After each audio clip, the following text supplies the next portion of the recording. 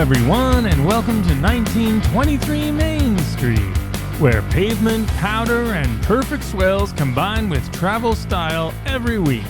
I am your host, Mike Belobradic, and today I share an unpopular opinion. 100% cotton t-shirts can still win, even in the heat. I want to go on a little bit of a personal rant today, because if you read enough apparel blogs, product pages, and best t-shirts for summer guides, yes, even some of our own, you might start to think that 100% cotton t-shirts are basically a mistake to ever wear in hot weather. They're too heavy, they're too hot, they're too slow to dry. I've even seen they're too old school, as if that's a bad thing. Cotton blends, as the story goes, are lighter, more breathable, more technical, and therefore better in every way than a 100% cotton t-shirt. Now, granted, from a purely technical standpoint, that is arguably true. But, and this is a big but, here is my unpopular opinion, and this is shaped by many years of wearing and working with 100% cotton apparel and building an entire board sports brand around it here at 1923 Main Street. The facts do not tell the whole story. Full disclosure, we also do post about different materials for t-shirts and why blends are superior in many ways, but I have to say, that is from a science perspective, and it dawned on me that all of these posts are essentially leading people to believe cotton bad, blends good.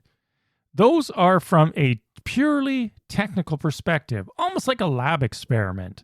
It's easy to talk about breathability charts and moisture wicking metrics, but it's apparently harder to talk about how a shirt actually lives with you over time. So that is what I'm here to do this week, to let you know that if you love 100% cotton tees like I do, you definitely can wear them on the hottest and most humid days if you follow a few basic tips. There are a lot of us out there who love cotton tees, and we keep choosing them, even when the internet tells us not to. So, is 100% cotton okay for a t-shirt? Of course it is. But first, the villain. And you know, if you're old enough to have watched Seinfeld, I look at the famous George Costanza and the Yankees episode of when cotton became a villain for the world to see. If you remember this famous episode, George insists the New York Yankees should start wearing cotton uniforms because it's a natural fabric. But unfortunately, what happened was the team turned into a sweaty, melty, unplayable mess because the cotton drooped and sagged, and it was not great for the players. Yet, walk into any beach town, skate spot, Florida theme park, roadside taco stand in the middle of a humid area, and look around you. You're going to see plenty of people wearing cotton t-shirts, and they're looking just fine and enjoying life.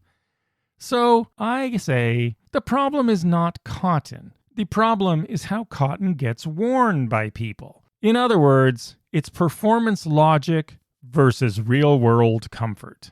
The big issue, as far as I'm concerned, is that most fabric advice is written from a performance perspective, as I said earlier. It assumes you're running, hiking, training, or doing something highly aerobic where moisture management is a top priority. And that's often the context we take in some of our posts as well when we're talking about certain t-shirts, for example, in the context of a base layer while snowboarding. However, here's the thing. Most of your life in a t-shirt is not doing a performance sport, at least not for most of us. It is travel days, boardwalk wandering, post-surf, fast food, sketchy roadside gas stations on a road trip or long drive, sunsets by the water, whatever it is, on vacation. This is where cotton shines. It feels natural, it drapes differently, it ages well. It softens over time instead of breaking down into something that feels synthetic and foreign. And when it's decent quality cotton, which is what we always use here, it does something that a cotton blend rarely will ever do. It gets better the longer you own it. The t-shirt starts to tell a story instead of just holding its perfect shape. That vintage look of a moment in time, aged, preserved, and fit, that is what we love. It's like your favorite pair of jeans. So let me give you a few cotton hacks, let's call them, that most people don't talk about in these articles. These are tips for how to wear cotton on those hot, humid days. Any other time of the year is fine. Winter, fall, spring, it's usually no problem. It's usually articles talking about hot, humid weather. But you can still wear a cotton tee. I do it all the time. But it dawned on me there are a few things that I do to make that cotton tee that I love more comfortable.